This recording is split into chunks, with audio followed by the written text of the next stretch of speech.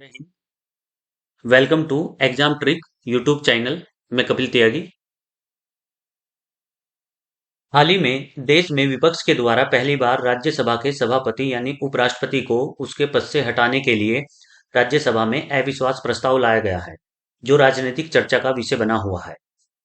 तो आज का हमारा टॉपिक भारत के उपराष्ट्रपति को उसके पद से कैसे हटाया जाता है, इसके लिए संविधान में क्या प्रावधान किया गया है और क्या वास्तव में विपक्ष उपराष्ट्रपति को उसके पद से हटा सकता है। इन सब पॉइंटों पर हम आज चर्चा करेंगे। तो टॉपिक है हमारा उपराष्ट्रपति को उसके पद से हटाना। भारत का उपराष्ट्रपति राज्यसभा का पदेन सभापति होता है, x officio chairman of Rajya Sabha.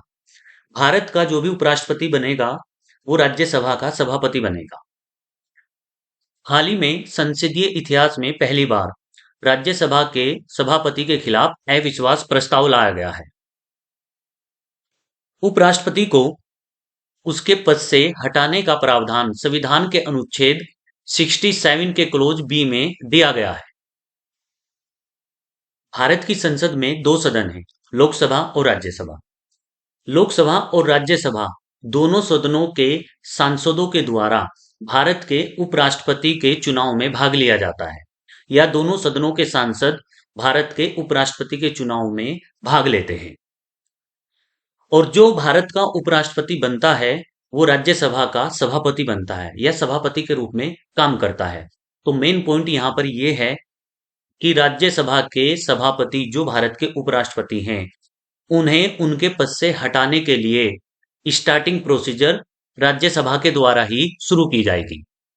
तो विपक्ष के द्वारा सभापति पर सदन के संचालन में गंभीर पक्षपात का आरोप लगाते हुए उनके खिलाफ अविश्वास प्रस्ताव का नोटिस दिया गया है। तो जब हम किसी सभापति को उसके पद से हटाते हैं तो उन्हें एक नोटिस दिया जाता है, और वो नोटिस कम से कम 14 दिन पहले दिया जाता है, और उस नोटिस पर कम से कम राज्यसभा के 50 सांसदों के हस्ताक्षर होने चाहिए। उसके बाद 14 दिन के बाद एक निश्चित दिन में मतदान यानी वोटिंग की प्रक्रिया निर्धारित की जाती है। यानी एक दिन निर्धारित किया जाएगा कि उस दिन भारत के उपराष्ट्रपति को हटाने के लिए राज्यसभा में वोटिंग की जाएगी, मतदान किया जाएगा।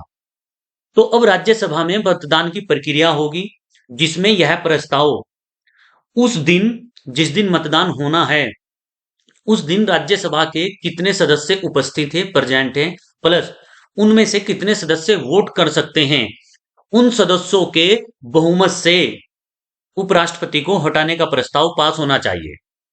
तो ये राज्यसभा के द्वारा प्रोसीजर कंप्लीट कर दिया जाएगा। अब संविधान की यदि बात की जाए तो संविधान में एक पॉइंट ये दिया गया है कि राज्यसभा में जब उपराष्ट्रपति को हटाने का प्रस्ताव पास हो जाएगा और इस प्रस्ताव से लोकसभा सहमत हो तो उपराष्ट्रपति को अपना पद छोड़ना पड़ेगा। ये जो मैंने आपको लाइन बताई है, ये लाइन भारत के संविधान में दी गई है। तो राज्यसभा ने अपनी प्रोसीजर कंप्लीट की है। अब इसके बाद उपराष्ट्रपति को हटाने का जो प्रस्ताव है अब वो लोकसभा में जाएगा। अब यहां लोकसभा सहमत कैसे हो सकती है? तो इसका मतलब ये है कि लोकसभा में भी भारत के उपराष्ट्रपति यानी राज्यसभा के सभापति को हटाने के लिए मतदान होगा, और मतदान का बहुमत वो सेम बहुमत होगा जो राज्यसभा में था।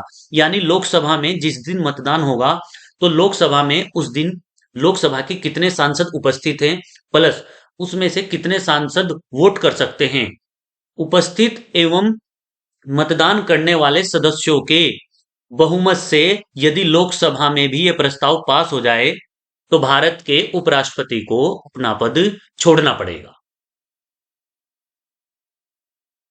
अब राज्यसभा में वर्तमान स्थिति क्या है, मतलब आज की स्थिति क्या है? तो यदि देखा जाए विपक्ष के पास राज्यसभा में 103 सदस्य हैं, या राज्यसभा में विपक्ष के पास 103 सांसद हैं, और इसी तरह से एनडी के पास जो रूलिंग पार्टी है उसके पास 126 सदस्य हैं। या ये कह सकते हैं कि भारत के जो उपराष्ट्रपति हैं जगदीश धनखड़ जी, ये एनडीए के ही एक बड़े नेता हैं जिन्हें भारत का उपराष्ट्रपति बनाया गया था।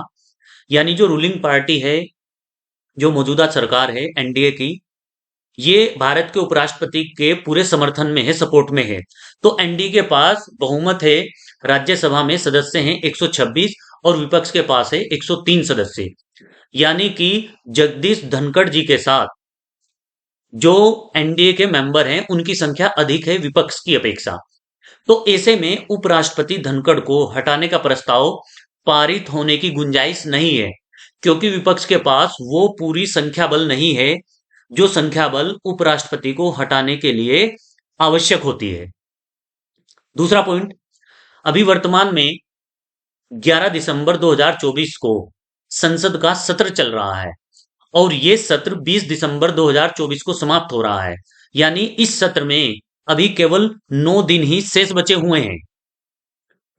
और हमने आपको अभी एक पॉइंट बताया था कि जब किसी राज्यसभा के सभापति को हटाया जाता है तो कम से कम, ये संविधान में लिखा गया है कि कम से कम 14 दिन पहले राज्यसभा के सभापति यानी उपराष्ट्रपति को उसकी सूचना देनी होगी। लेकिन विपक्ष ने जो उपराष्ट्रपति को नोटिस दिया है उसमें केवल 10 दिन का ही समय दिया है। और 10 दिन का समय इसलिए है क्योंकि 20 दिसंबर को ये जो मौजूदा सेशन है, सत्र, वो समाप्त हो जाएगा। यानी ये प्रस्ताव वर्तमान सत्र में आने की संभावना नहीं है, क्योंकि कम से कम 14 दिन पहले नोटिस की जो अनिवार्यता है वो पूरी नहीं हो पा रही है। क्योंकि 14 दिन पहले ही, यानी कि 10 दिन में ही नोटिस दिए जाने के 10 दिन के अंदर ही ये सेशन 2024 का संसद का जो सत्र है वो समाप्त हो जाएगा। तो इस सेशन में उपराष्ट्रपति को उसके पद से हटाने का जो प्रोसीजर है वो स्टार्ट नहीं होगा।